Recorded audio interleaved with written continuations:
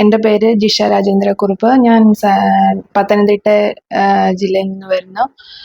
ഞാൻ Symons international select ചെയ്തത് എൻ്റെ ഒരു ഫ്രണ്ട് ഷിമ മുരളി ആൻഡ് എൻ്റെ ഒരു സീനിയർ ചേച്ചി സിനി അവർ മുഖേനയായിരുന്നു.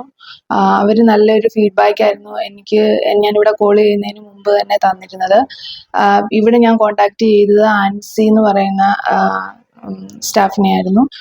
ആൻസിയിൽ നിന്നാണെങ്കിൽ എനിക്ക് നല്ലൊരു എക്സ്പീരിയൻസ് ആണ് കിട്ടിയത്.